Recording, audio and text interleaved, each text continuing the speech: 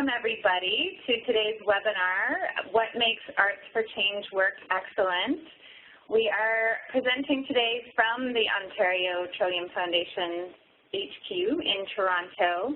And we have joining with us today Pam Kozar from Americans for the Arts. So just as to set the context for today's webinar, some of you may know the Ontario Trillium Foundation, some of you may not, but we're an agency of the Government of Ontario, and we're one of Canada's leading grant-making foundations. We have a budget of over $136 million, and we award grants to some 1,000 projects every year. And we are a leading public agency and partner in the public benefit sector. So today's webinar, in part, is also an introduction to the Knowledge Center. So we've just launched this online shared learning environment that will connect Ontario's nonprofit sector. We're offering the Knowledge Center as part of our commitment to support Ontario communities beyond the grant through our services to community work. So this online resource includes a discussion forum and access to reports and videos, infographics, and more to come. And over time, this resource library will grow, we hope, with your help. The discussion forums in the Knowledge Center centered around OTF's 6 action areas, so active people, connected people, green people, inspired people, promising young people, and prosperous people. But we also have 2 additional discussions around evaluation and measurement and open data. So the discussion forums a virtual space for sharing stories, challenges, opportunities, and learning from each other. So this webinar kicks off the resource library on the Inspired People Hub in the Knowledge Center. And after today's webinar, we actually have a discussion opened up on the Inspired People forum in the Knowledge Center to continue this conversation. And I'll make sure by the end of this webinar that you can find your way there. Very briefly, OTF, as I mentioned, invests in 6 different action areas. One of them is the Inspired People action area, and it's named for the impact that we'd like to have through our investments in arts, culture, and heritage. And you'll see this diagram outlines the priority outcomes and the grant results that guide our investments. And the action area is all about enriching people's lives through arts, culture, and heritage. A key piece of this action area is moving people from being passive audience members to being active participants in the creative process. And it's also based on the premise that participation in quality culture, heritage, and arts experiences leads to more connectedness within communities through an engaged public. A big question that often comes up is how do we describe what's happening in these participatory arts experiences? And how do we describe the impact that this work is having? For this reason, I'm very excited about the work that Pam and Animating Democracy have done to develop a framework that helps to describe the aesthetic attributes that can contribute to the artistic vibrancy and the social and civic effectiveness of Arts for Change work. So without further ado, I would like to introduce you to Pam Kozar, who is the co-director of Animating Democracy, a project of Americans for the Arts. Americans for the Arts is an organization that inspires, informs, promotes, and connects arts and culture as potent contributors to community, civic, and social change. And Animating Democracy's current work centers on building evaluation capacity of practitioners, funders, and other stakeholders to understand the impact of arts-based civic engagement and social change. Pam's writing and editing on assessing arts and social change work includes the framework, Aesthetic Perspectives, Attributes of Excellence in Arts for Change, which you will become very familiar with today. Also includes the Continuum of Impact Guide, which we will be presenting in a webinar next Tuesday. Evaluating Impact, Appreciating Evaluation is a chapter in the book Arts and Community Change that was published by Routledge in 2015. She's also written in Critical Perspectives, writing on art and civic dialogue, so incredibly accomplished. For 9 years, she co-led the Assessing Practices in Public Scholarship research group of Imagining America, She's consulted and offered workshops and presentations on evaluation for the Center for Civic Practices Catalyst Initiative, Boston Artists in Residence Program, and on arts and civic engagement for artists, cultural organizations, funders, and at cross-sector gatherings across the country and in China and South Korea. And without further ado, I present you Pam, who is joining us today from Amherst, Massachusetts. Great. Thank you so much, Liz. I'm truly delighted to be with all of you today. I think I've been waiting for a long time for evaluation to be kind of the sexy topic, and it seems to have gotten to that point. Hopefully it's a fun topic and a useful one, and I appreciate that you're doing 3 actual sessions revolving around the topic, because it takes a lot to unpack it, and yet it's not rocket science. And I also often feel the need at the outset of these presentations to confess that I'm not a trained evaluator. Much of what I know and can share is the result of having a lot of opportunity to connect with evaluators and researchers, but also with artists and arts professionals who bring a lot to the table through their experience, even though they too will often confess that they're not experts in this world. So today we're taking up the question, what makes Arts for Change work excellent? My plan is to introduce you to the framework as a tool that can help you describe and assess artistic aspects of Arts for Change. I'm going to give some context for how and why it came to be, and we'll actually walk you through it a bit. And then finally, oops, am I hearing some feedback? Are you hearing feedback? Okay, sounds good. So I will also spend a little bit of time at the end talking about how we have come to know others are using the framework since it was released in May of last year.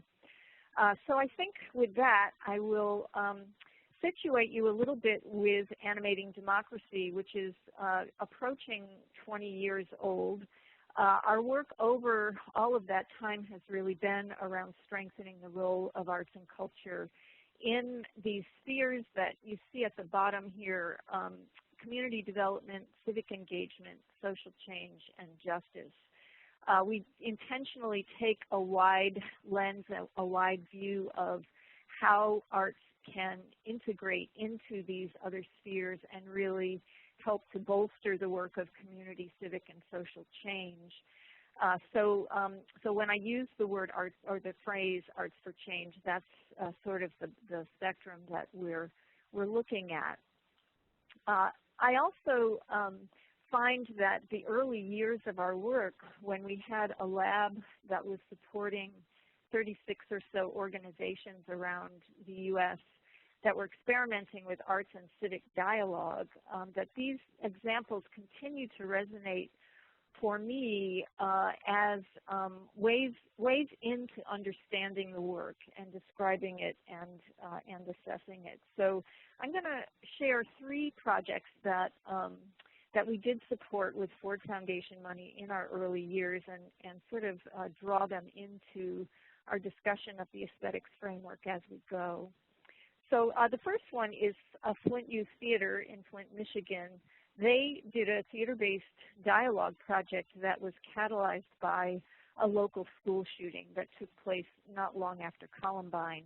And the play and a lot of related activities were designed to get community members, including leaders, social service organizations, children, to really talk about the causes and effects of youth violence. But the aesthetic questions that were at the core of this project were how to think anew about the process of creating the play, My Soul to Take, so that it would ensure both power and authenticity on stage, and also sort of maximize the potential that the play could motivate action in the community. This project was a restoration project of a statue of King Kamehameha I on the Big Island of Hawaii. and it's a really interesting project. The question at hand aesthetically was how to restore this statue, which the community over more than 100 years had come to paint over the bronze and gilding of the original artist's work in order to make it more lifelike and to feel closer to the spirit of Kamehameha, who was born on the Big Island and was revered as the great unifier of the Hawaiian Islands. So this question was kind of also situated in a much larger question about heritage preservation and also tourism development on the Big Island of Hawaii.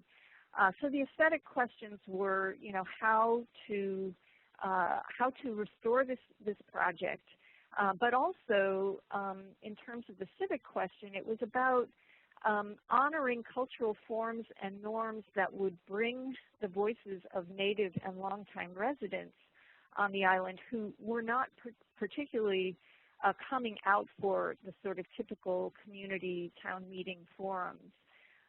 And so this project had many facets that led up to the final restoration of the statue. And then the Ties That Bind project in San Jose, California was based at Makla, a contemporary art space, and it engaged two local artists, one Asian and the other Latina, to develop a photo collage exhibition about Asian-Latino intermarriage in the Silicon Valley. And the hope was that this exhibition would open up dialogue about contemporary perceptions of ethnic identity. They used ethnographic methods. Makla actually collected 45 family case studies from families in the valley, and the artists engaged 15 of those families to elicit oral histories and to work with them around images that they wanted to convey through the exhibition.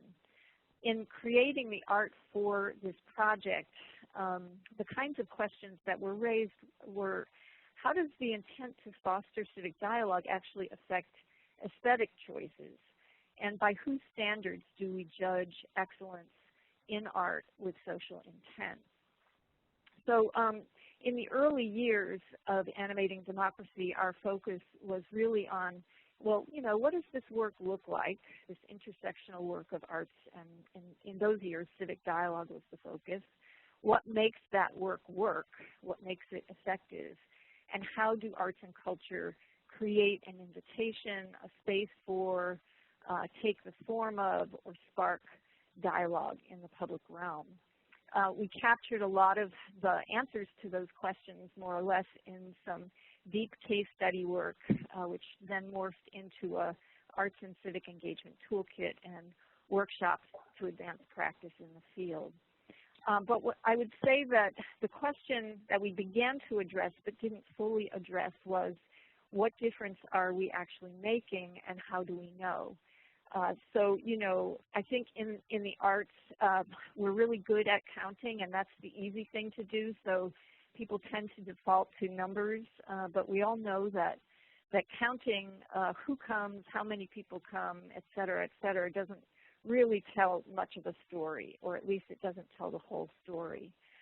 We're also good at having high aspirations.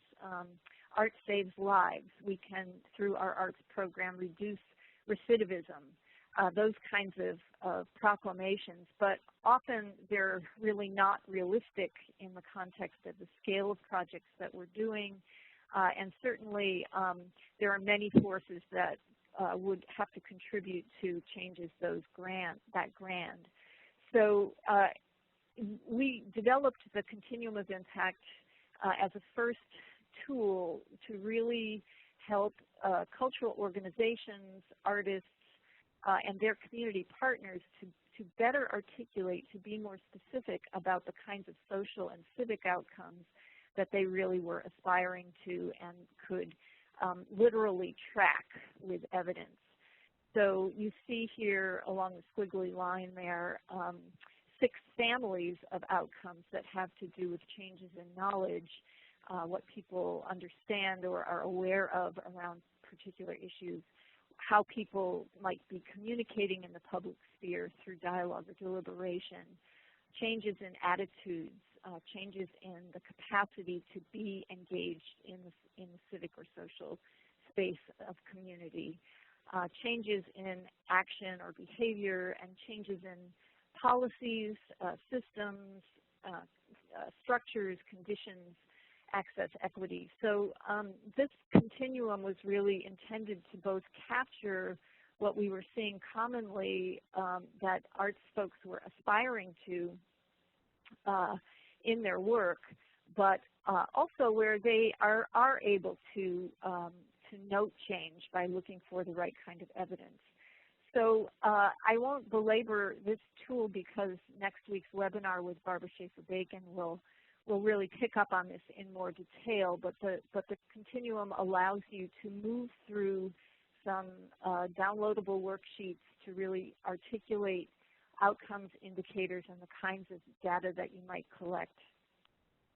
And here are some ways that the continuum can actually help you.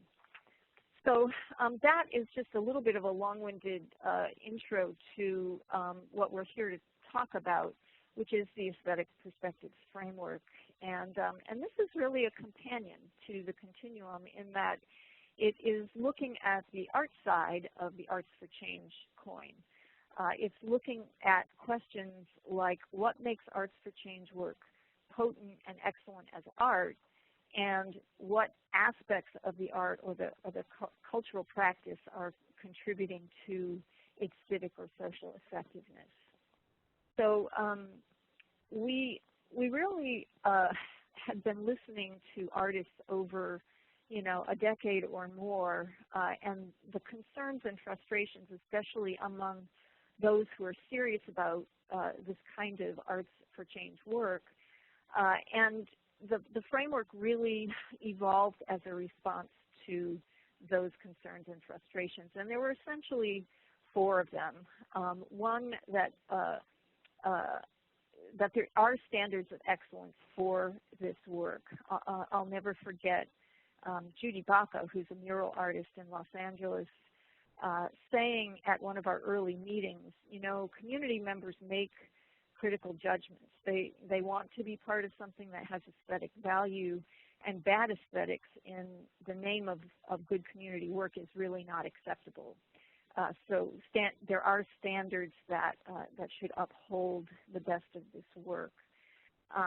Second, too often art that lives at the intersection of change and justice is viewed as maybe creative social work, but not necessarily as art. And we wanted to elevate and sort of reclaim the word aesthetics and elevate aesthetics as absolutely essential to effective work.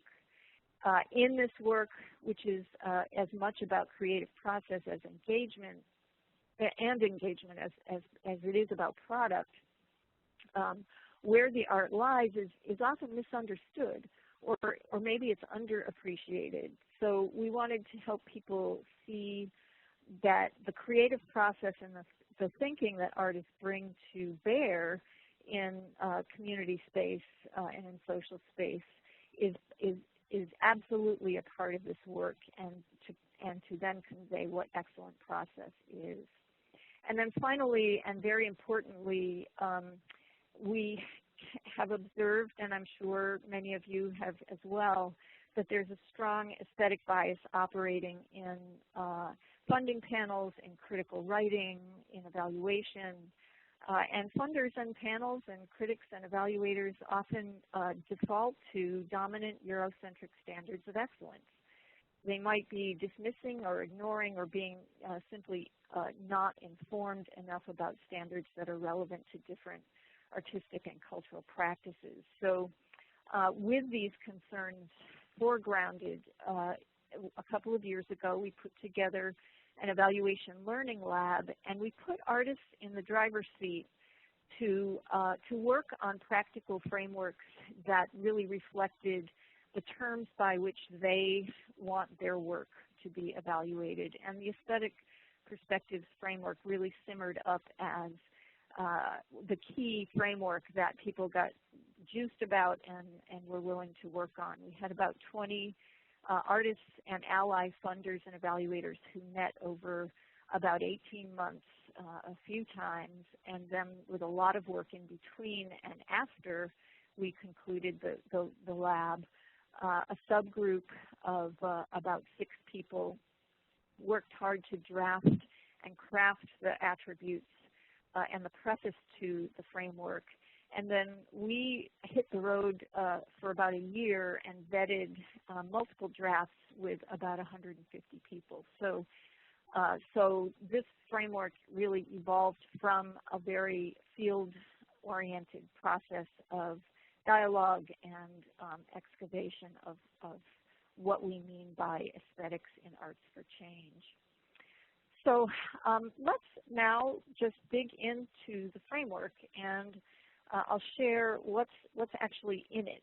So what you'll find in the framework, and maybe some of you have actually looked at it online, and I'll just mention briefly that it is available on Animating Democracy's website for free download in multiple forms. So I suggest folks look at the full framework to be sure you're getting the meat of it in full, but there are shorter versions and other iterations that you might find helpful. So there are 11 aesthetic attributes at the center of the framework. And these are specifically identified by artists in the lab as relevant to arts and social justice work, and that represent both qualities of the work, aesthetic qualities of the work, and sort of values that underpin the work, and work that they believe is aesthetically rich and effective in its social and civic intent. So I'm going to walk through one of these attributes in a little bit of detail, and then we'll kind of breeze through the other ones.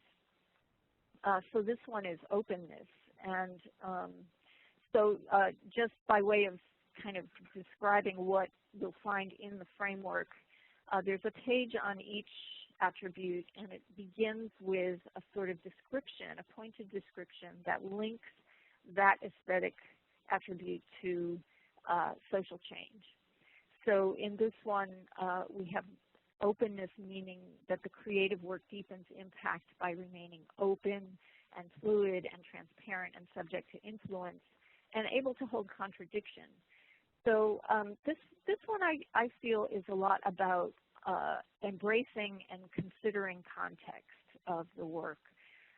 So the things that are highlighted here are that there's a sort of openness, meaning a fluidity between process and product, that creators or programmers are allowing the creative work to evolve, to change based on exchange or input with stakeholders and a context that might be revealing it over the course of development of the work. Openness might also mean that the work is accessible, that it has multiple entry points where people can have options for experiencing aesthetic elements and effects, or maybe a cumulative series of experiences that builds and results in communal meaning. There's transparency around artistic choices and ethical use of community stories or other material with the intention to level power and build trust. So I think about Liz Lerman, who was the founder of Liz Lerman Dance Exchange, often saying that, you know, in her process in community work, she and the company are very much engaging community members in creating movement phrases, in exploring issues through movement, and drawing from those experiences to derive a piece, a staged piece. But she's very clear that at a certain point, the company takes over and builds the work from that material. So the transparency of their process is really critical. So I'll just, with the Kamehameha statue restoration, I really feel that the conservator, Glenn Wharton, was absolutely exercising a kind of openness in his process. The conservation field has an ethic, a code of ethics that actually requires that conservators restore work as close as possible to the artist's original intent. And in this case, he remained open to the possibility that the community aesthetic of painting this statue over time in order to, again, feel closer to the spirit of Kamehameha was a really essential dimension of why this particular artwork had meaning in the community.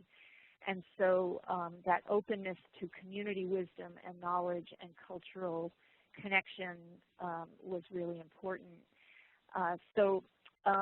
I think that this is it's an interesting attribute. It's one that people often have a little bit of challenge in kind of making a connection to. So I thought I would start with this one. What you'll see on a page for each of the attributes is this description at the top, and then a series of reflective questions. And these questions are sort of the heart and soul of the framework in that they're meant to kind of prompt inquiry amongst people who are perhaps in the developmental stages of a creative project or work. They're meant to prompt inquiry in the assessment of the work, perhaps at midpoints to understand kind of where you're at, or at the end, did you actually get there? And so some of them may be relevant to a project, some of them may not be. In this particular attribute of openness, an example of a question is, how does openness align with social justice intentions of the project or of the partners who are part of the project? But there are many others here. And then finally, for each attribute, there are one or two examples of projects that we looked at and that we felt had some dimension to them that really reflected that attribute in action. So while I'm switching here to a walkthrough of the attributes beyond openness, I just want to say that as we go through these, I welcome you to think about, as we hit each one, maybe there's a creative project or some organizational work that you do that sort of comes to mind around that attribute. And please, use the chat box to just, throw something out there. Maybe there's a way that an attribute really resonates for you or not in relation to your own work, and you might wish to add that to the chat box. And then finally, we find that sometimes there are challenges that the attributes pose, questions that are raised, so I welcome those too. We're going to go through about 5 of these and then take a break and open up for a few questions, and then we'll continue on. So commitment, many consider commitment a sort of fundamental attribute that looks at the seriousness of intent around and accountability to the social or civic concern that might be at hand in the work. This one says, it's not enough to be motivated by passion and aspiration. It asks, how are creative practices supported by knowledge and intention? And that's in order to create work that's potent and grounded in an understanding of context, history, and relationships. So this one is considered by many folks sort of to be the ground level. If there isn't a strong commitment embodied in the work around the change notion and how you express that creatively, then there may be other challenges that will come to the fore. Disruption. art challenges what is by exposing what has been hidden, posing new ways of being, and modeling new forms of action. So I'll go back to say first of all from the description that disruption may relate to content, form, delivery of the work, and in disrupting, the question is often asked, does the work actually offer alternatives to current conditions? In other words, disruption toward what end? So I'll go back to Flint Youth Theater, which has always been about disrupting the genre of youth theater. It was never about making conventional morality plays as much youth theater may be. But the artistic director, in the case of My Soul to Take, wanted to experiment with a nonlinear kind of structure to the play and an impressionistic, imagistic kind of style. He tapped the metaphor of the Pied Piper, and through a process drama process in advance of creating the work and drawing out the community to talk about this shooting that had taken place, he listened to the voices of the children who said, why can't somebody do something? And that became a kind of refrain in the theater piece itself. So the aesthetic investigation here was about the combination of these things and how effectively they might bring forward different perspectives from the community on stage and stimulate dialogue and motivate action. I'm going to take up emotional experience and sensory experience as two attributes in the framework that are most often thought about when people think aesthetic experience. So we all know that art can evoke joy or anger or sorrow or discomfort or any number of emotions. And we know that artists use sensory effects to amplify experience of the work. So the framework helps to connect these two attributes to change-making intentions of the work. The project in our example section that I really like that hits on both of these is Naomi Natale's 1 Million Bones project, which uses the power of visual scale and sensory experience to elicit emotional response regarding issues of worldwide genocides. So just like imagine 1 million ceramic bones being created across the United States, and she may have even done this internationally, by artists and activists and students. And imagine volunteers and members of the public in Washington, D.C. on the National Mall, ceremonially placing those 1 million bones on the mall and ultimately covering it to create a site of conscience to commemorate and honor victims and survivors of genocide. Naomi said about the work, most of us will never view a mass grave, will never understand what a pile of human bones looks or sounds like. The act of making the bones provided a tactile and visceral connection to the issue for thousands of people. The act of laying bones in communion with other people proved intensely moving to people and helped them imagine the scale and the human tragedy of genocide. So, so these are often attributes that give creative work its greatest power.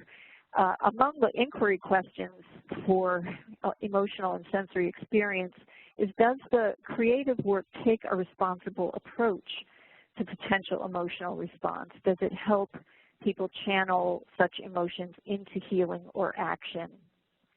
So, just going back to Flint Youth Theater again, because of the rawness of the community's emotional state after the shooting, the theater made the wise choice to actually wait a year before it took up this topic in a piece that they would create.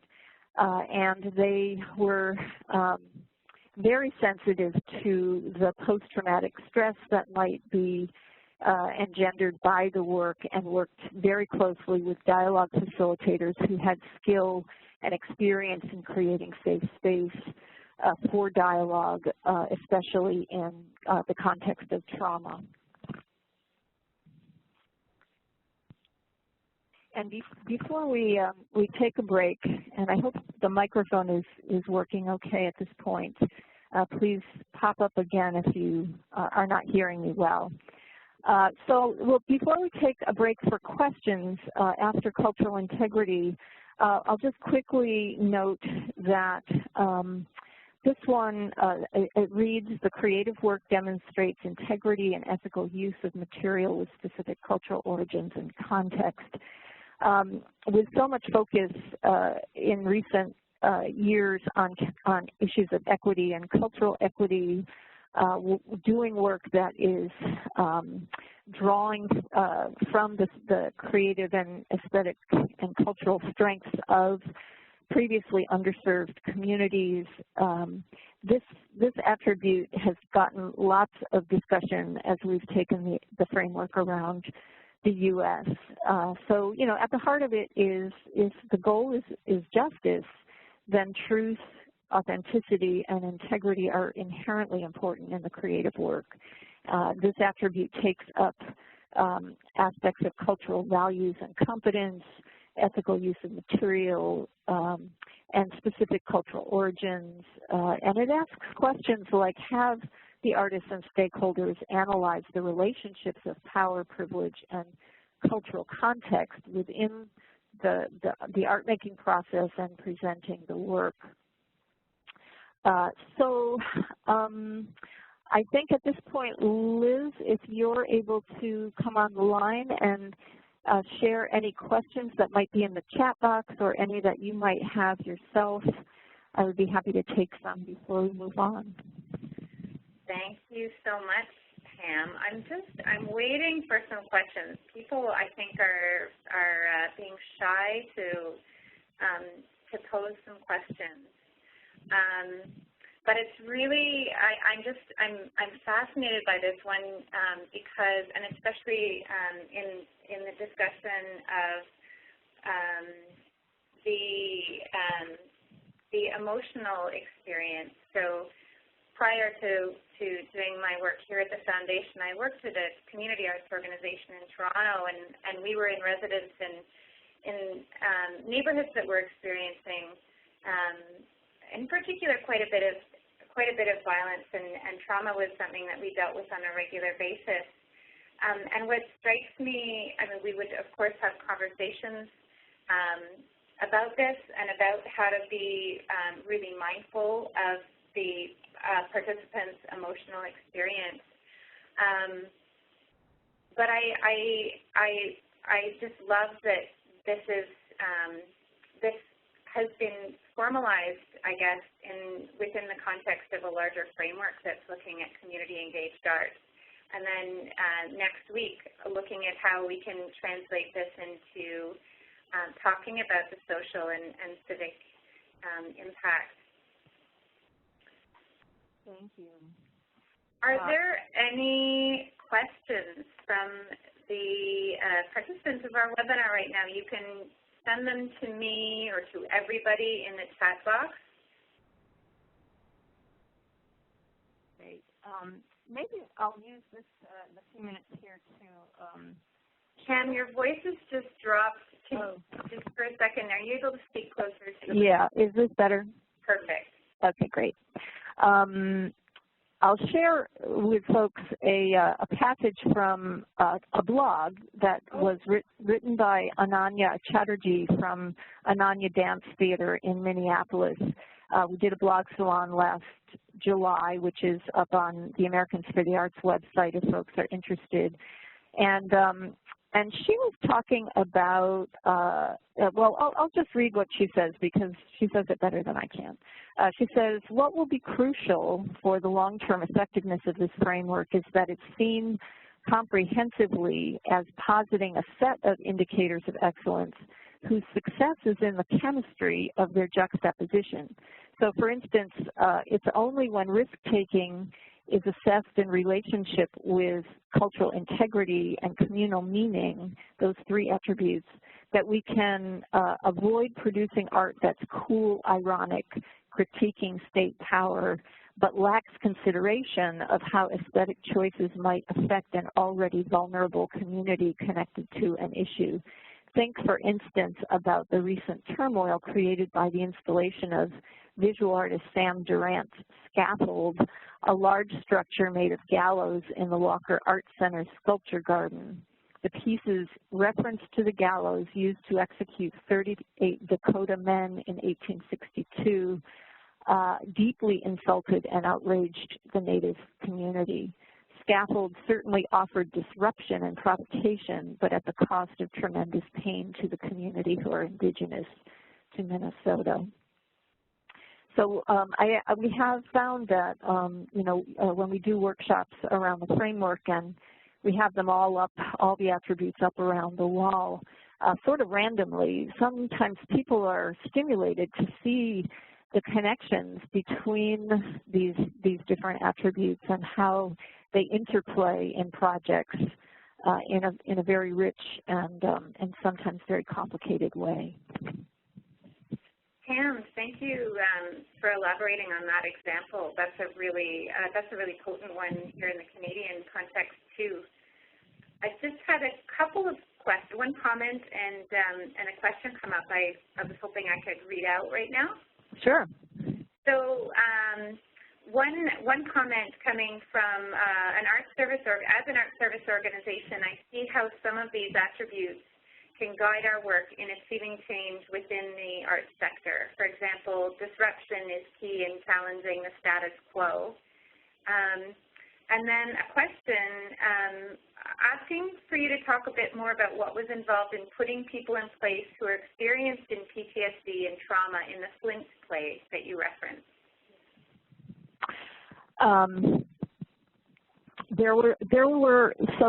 Flint Youth Theater collaborated with what at the time was called Study Circles Resource Center. Now it's called Everyday Democracy, but this is a dialogue organization that works in a lot of different contexts. And they also put together a coalition of service organizations in the community, including neighborhood associations, and others that were helpful at the time of the shooting, working with kids and so forth. In the development of the project, our artistic director of Flint Youth Theater worked with another theater artist, Jillian Eaton, to do process dramas that that engaged through those various partner organizations the widest spectrum of the community that had been connected to this issue, and then beyond that to what we might call the general public. And in the process drama scenarios, they were carefully exploring with a kind of artistic device of distance the kinds of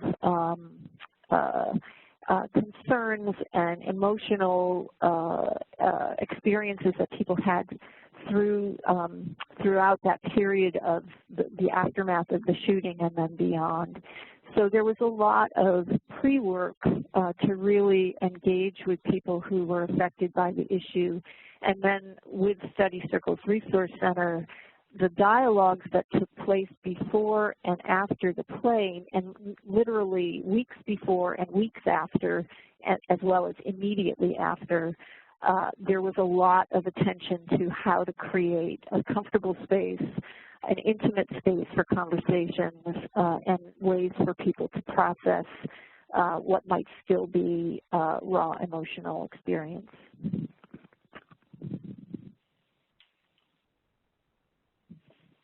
Great, thank you. Thanks for responding to that. And the poser of that question said that was very helpful. I have another question here. Some of the truth and reconciliation work that we do follows strict cultural integrity ethics and relies on strong emotional experiences that create an awareness and an urgency for the need to take action. However, for other change areas that aren't related to social change, I'm finding harder to translate these attributes to our work. It occurs to me that much of our open mind programs lack emotional and sensory experiences. That was a comment coming from someone here we have from an art service organization. So do I understand correctly that that the work that's less connected to truth and reconciliation is the work that's not demonstrating so much emotional and sensory experience? No, it was for other change areas that aren't related to social change. Finding it harder to translate the attributes to his particular work as an art service organization. Mm-hmm. Well, they may not always work. So I would say that, you know, the framework was actually created by artists who do social change and community change kind of work because they were finding some gaps in what exists out there. So it may not always apply. I would say that as we've been out and about with the framework, that the broader lens is often community engagement. So, for example, the Kohler Art Center in Sheboygan, Wisconsin, looked at the framework and said, you know, we support a lot of community-based work in our community, but we're not sure that it's always that great, that it has shortcomings, and that our own understanding and our own guidelines might be falling short as well. So their intention, although I don't know if they've actually done this yet, was to take the framework and use it as a kind of internal tool to themselves kind of test their own support system for past work and say, you know, which of these projects hit the mark, which of these projects are falling short, and in what areas, and that might be a route to both staff training and a way of re-articulating some guidelines around community engagement. So in their context, as I understood it, social change or social justice wasn't necessarily the end goal, but that some level of community engagement was the intention.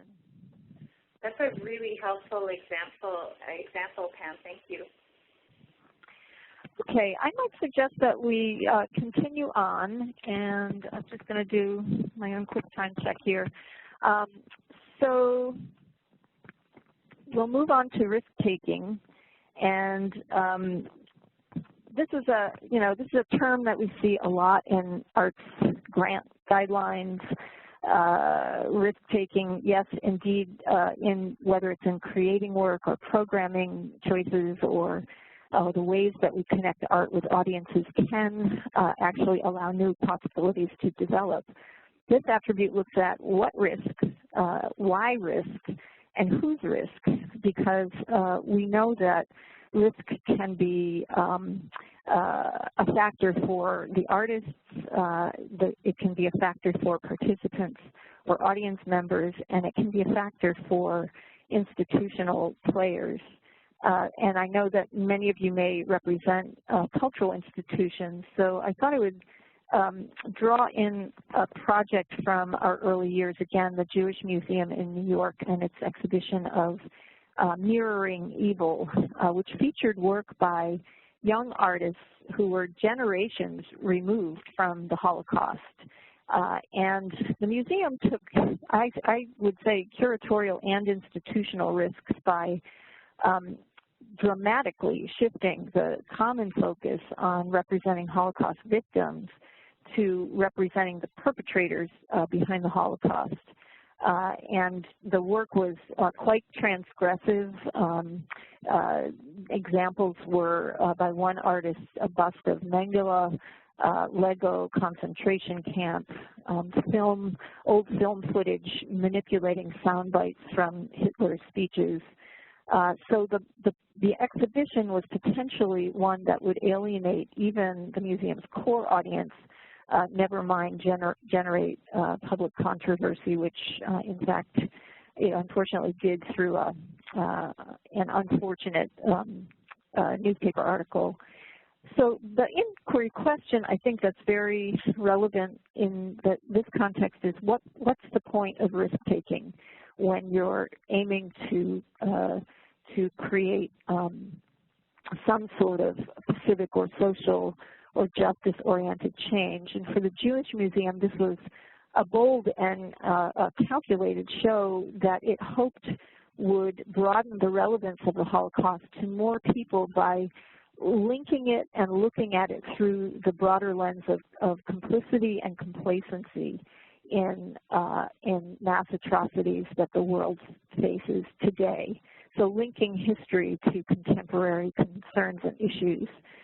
It also wanted to attract a younger museum audience who are less connected by time and direct experience to the Holocaust. So building understanding and building a connection with younger museum goers to the museum.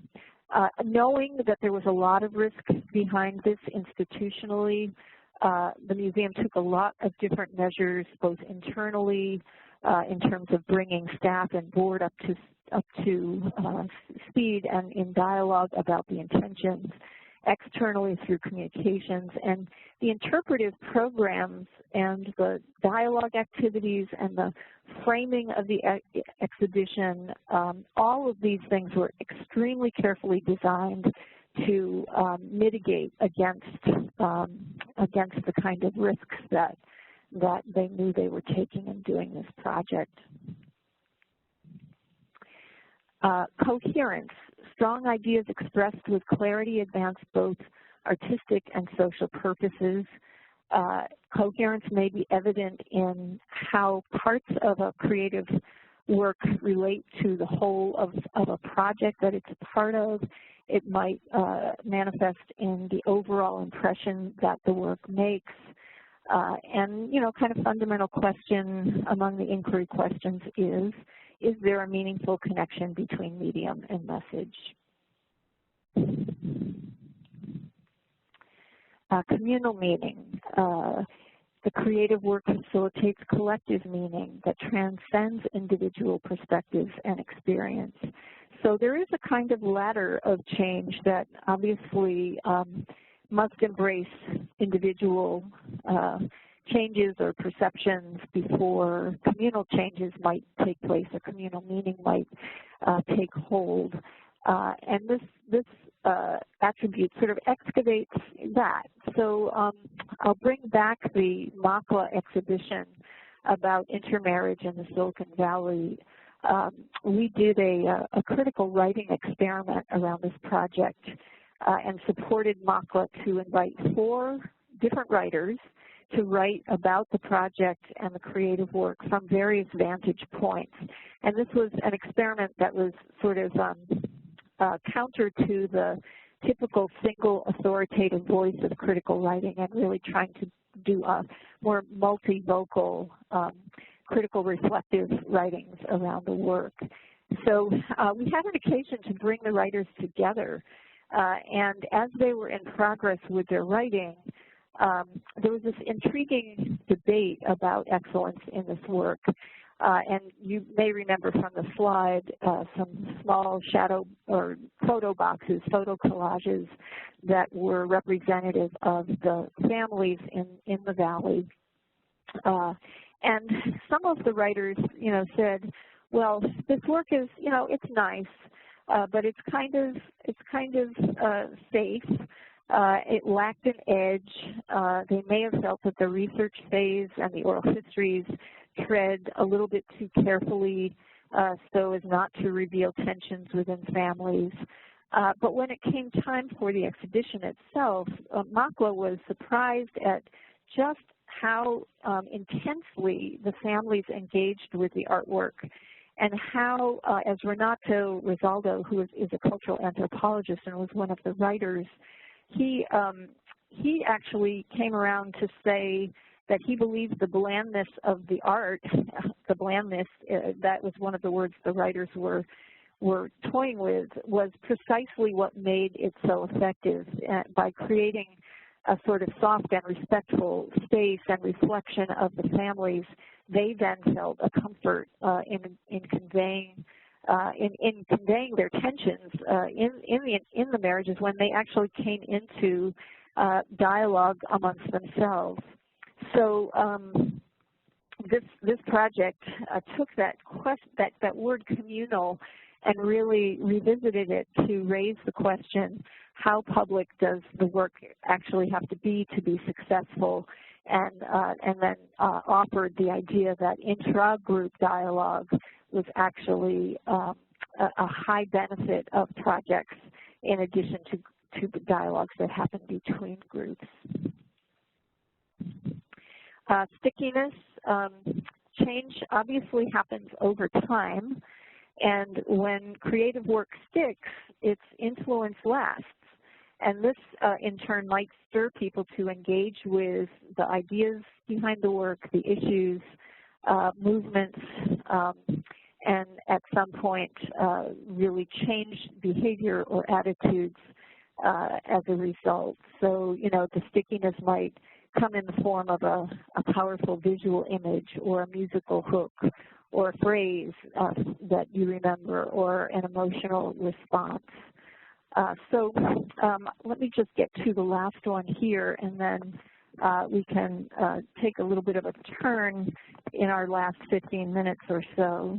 So resourcefulness is the imaginative use of available resources that drives artistic innovation and demonstrates responsible social and environmental practice. So resourcefulness in terms of aesthetic considerations might have to do with the setting of the work, where it's cited. It might have to do with repurposing materials, but all in service of amplifying or deepening the meaning of the work. It was interesting, I had the occasion to sit in on a funding panel in which the panel members had been invited, or actually required, to read the Aesthetic Perspectives Framework and to, with the intention that in their panel deliberations, the framework would provide a kind of backdrop to deepen their excavation and discussion of different proposals. And in this panel, resourcefulness came up in terms of the solo performance genre. And one person who is a practitioner of that said it's a really hard form to innovate. You're alone, and how many things can you do with it? To stimulate imagination, you know, he said the threshold to meet is to use the entire body and the body of experiences that you can draw from to evoke many bodies and many experiences. And I just bring that one forward because it opened up for me a whole different kind of context for thinking about resourcefulness in terms of a particular creative genre. So I think I will stop again and Liz, see if there are any new questions that have emerged on the screen. I do have a question. Assessment of the artist's success in embodying some of these attributes is very subjective. How do you evaluate in this case? It's a great question. You know, I think the fact that we made the core of the framework these inquiry questions has the very intent behind it to encourage a kind of process that engages not just one person's point of view, but multiple points of view. So, so you know, you might draw some of the questions from the framework into a kind of focus group context. It could be, like in the case of Complex Movements and Artist Collective in Detroit, they used certain of the attributes and certain of the questions in an artist retreat where, you know, for themselves, each of them having their own perhaps subjective perspective on the success of the work. In consort, they could talk about the things that they really wanted to hone in on, and I can share a little bit more about that in a second. So, you know, I don't know that there's a way to entirely guard against subjectivity. We shied away from the prospect of creating things like rubrics, although I don't know that we would dismiss that as a kind of iteration or a derivation of the framework at all. But, you know, we knew from the artists who were involved that from their perspective, having these kinds of pointed questions was probably going to be more useful, whether they were deployed by fellow artists or funders or critical writers or evaluators, that they would open up the kind of depth of dialogue that could lead to answers to questions like how successful was this work, or where did it fall short, or what were the dimensions of the aesthetic experience that really made it potent. So it's a kind of multidimensional tool as opposed to kind of a checklist, I guess is what I would say. I don't know if that's helpful or if you might have a comment back in relation to that. I think that's very helpful. Does the person who posed the question have any follow-up questions, or?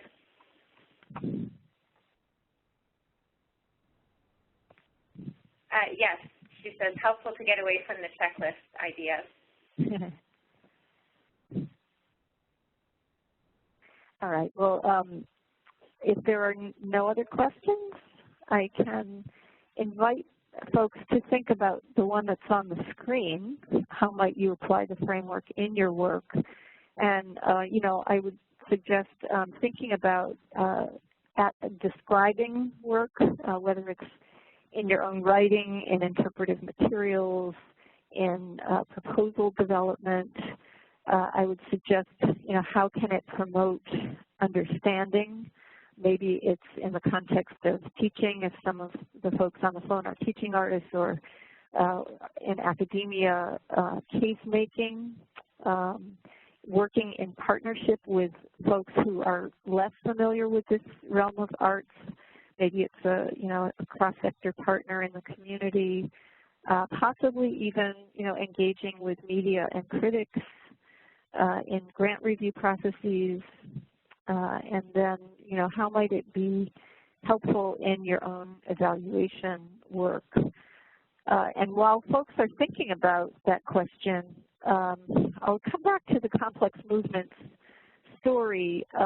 So this artist collective in Detroit created a piece called Beware of the Dandelions. And this is a very super hybrid work. It had three components: a performance, which was a combination of science fiction narrative, music, video projection, interactive spoken word elements. A second component that was a video archive of oral histories that appeared within this installation kind of environment. And the stories were about local movement building in various parts of the U.S. And then the third component was a series of workshops that Complex Movements brought out on the road with the installation, and they partnered with community activist organizations who wanted to use the installation to support their own local cultural organizing efforts.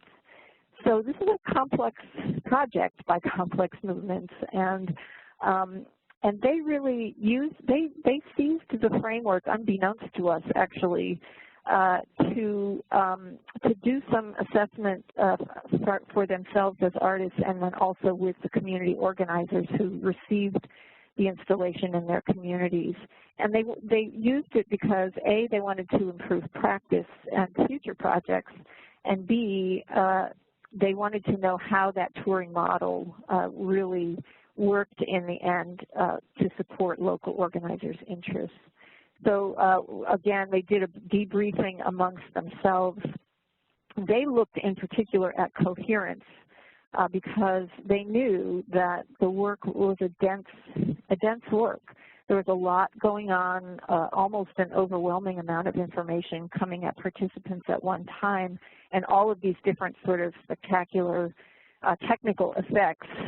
But they really wanted to understand, was the message of Beware of the Dandelions clearly transmitting within this work that was pretty disconcertingly loud and visual and had a lot of spatial kinds of things going on. So, you know, they took some questions from the framework. In what ways did audiences and participants find meaning in both the parts of this complex project and the whole of it? And in the end, they simply reframed another question: did we sacrifice artistic for social purpose?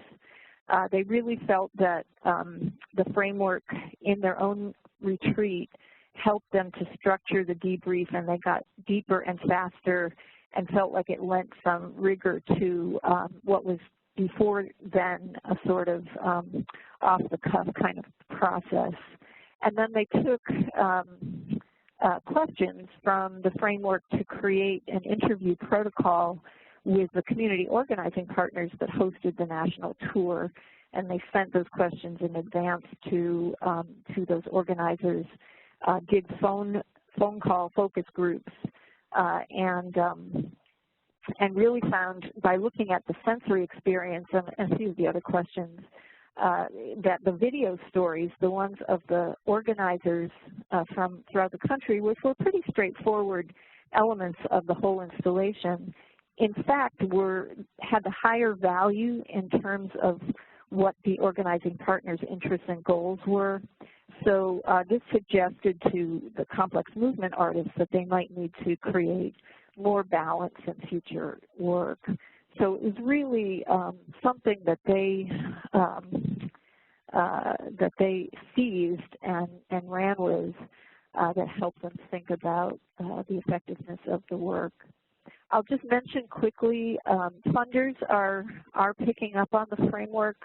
I mentioned the MAP Fund in New York, which funds performing arts nationally, is integrating the framework into panel process in a larger effort with other funders to look at bias in panel processes and who's not getting funded because the criteria are not broadly relevant to Arts for Change work. The Native Arts and Cultures Foundation in the Northwest U.S. Used it in evaluation of the pilot for its Community Inspirations program, which funded Native artists doing social justice work. C4 Atlanta, an artist service organization, is using it to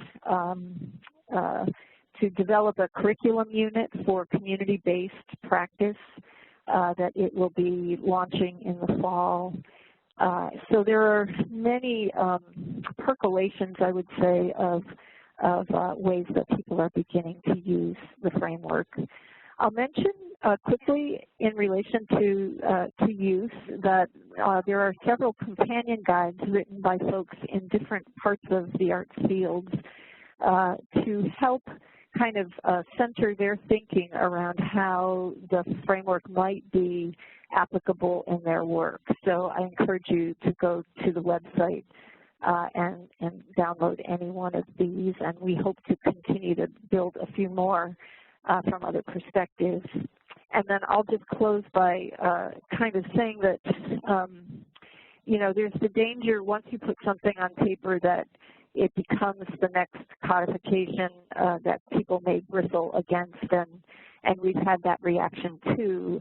but we like to underscore that that these are not meant to be the new buzzwords. They're meant to augment standard vocabulary of aesthetics with qualities that are relevant to social change work. Not all of them will apply to every work. Some may have greater relevance.